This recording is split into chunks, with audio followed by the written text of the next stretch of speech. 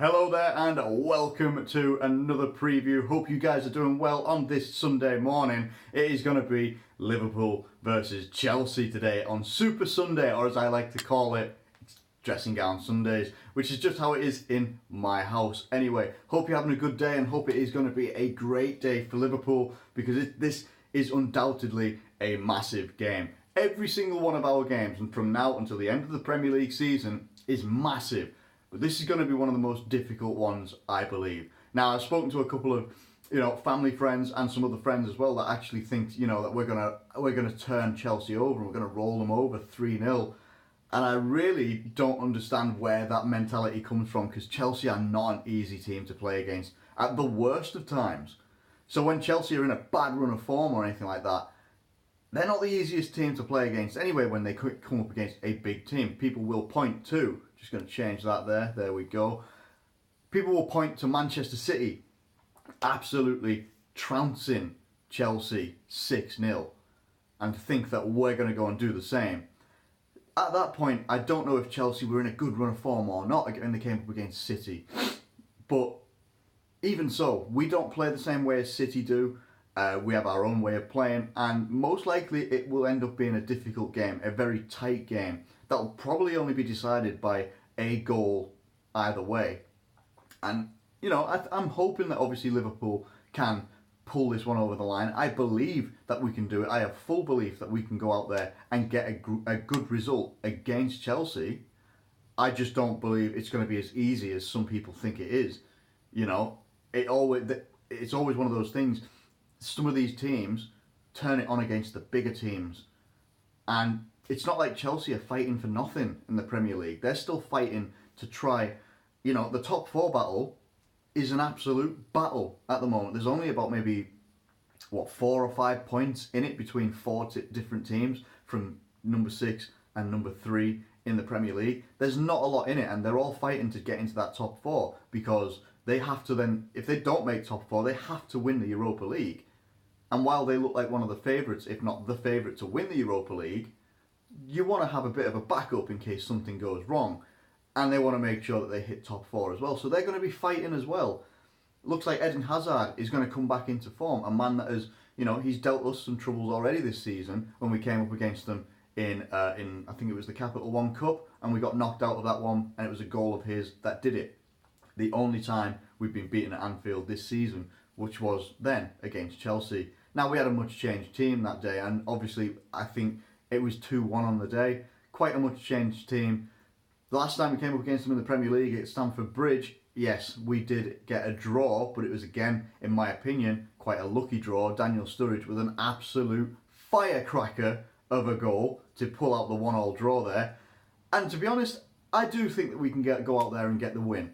I think if we set up exactly how we've been setting up in the last couple of games, with Henderson being able to move forward, Fabinho being much more of your defensive midfielder, and Naby Keita being able to be much, offering quite a bit of a different role, threading balls through for the forwards, but getting himself into the box himself as well. He's got 2 goals in his last 2 games. I believe he can go through and he can do really well in our midfield. I think that could actually be our midfield to go forward with in this game. And in the back line, the only change I think you might see, whether it's a change or not, would be Lovren being in there instead of Matip. Obviously, I don't think Joe Gomez is match fit yet, but it's great to see him on the bench as an option. Maybe comes on late on in a game or something like that, but obviously he's been out for a long time. We don't want to rush him back in too soon. So, back line would be, for me, obviously Alisson in goal, Andy Robertson, Trent Alexander-Arnold, Virgil van Dijk and Dejan Lovren. Not, it's nothing against Matip whatsoever. He's been fantastic, but I just feel that Lovren will give us hopefully a little bit more defensive responsibility, if you know what I mean. I sometimes worry that when we come up against the bigger teams and I see Joel Matip striding out into attacking midfield, going past the halfway line, and he's got to get the pass right, and if he doesn't get it right, then he's got to run back. I think in that, for this game, I would prefer to have Lovren in there. Again, nothing against Matip. Fabinho, Henderson, Naby Keita. There's no reason to change it, in my opinion. There isn't. Right now, it's working. All right, you might see maybe Gini Wijnaldum might come in for Naby Keita, But I'd be disappointed to see that, honestly. Not because I don't like Gini Wijnaldum. He's been magnificent for us this season. He's been absolutely brilliant. But I feel that on the last couple of games, the midfield that we've gone with merits being started. And that's just my opinion. And then the front three, you know what it's going to be. Firmino, Salah, Mane. I think it could be good. I think it could be good. I don't really know how Chelsea are going to set up in this game.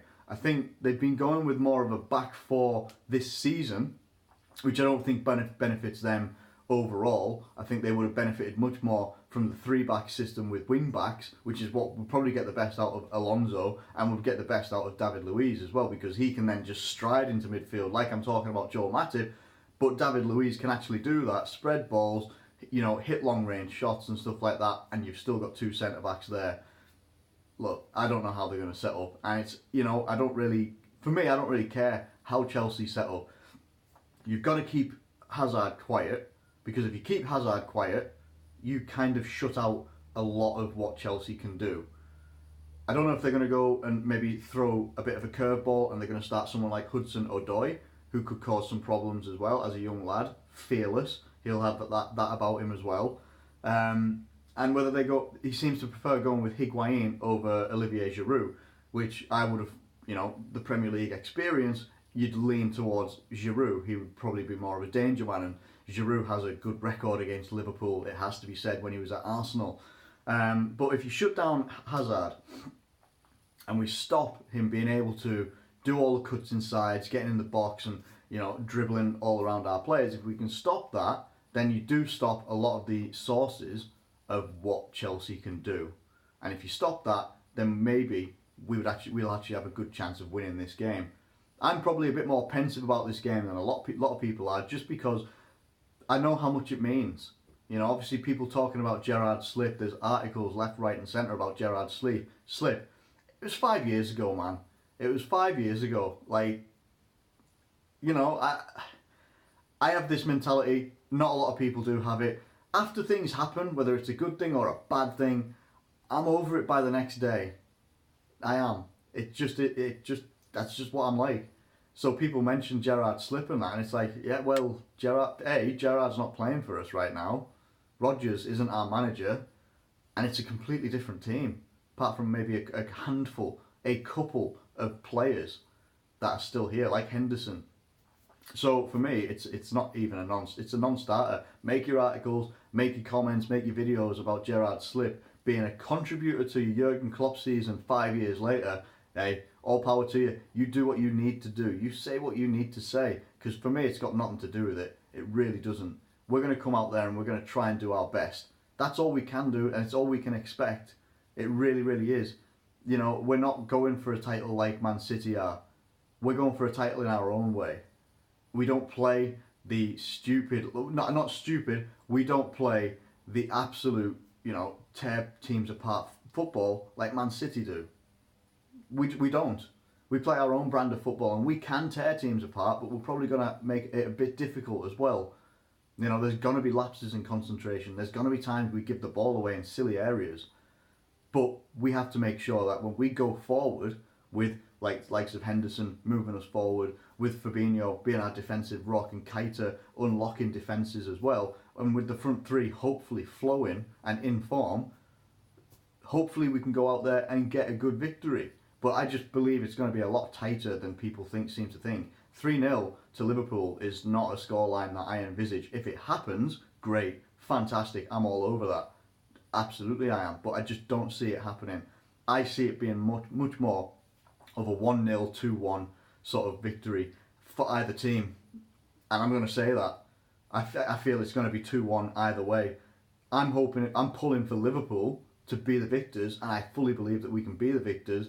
But if it's not, it's going to be 2-1 the other way. That is just how I see it. I don't think it's going to be a greatly high-scoring game.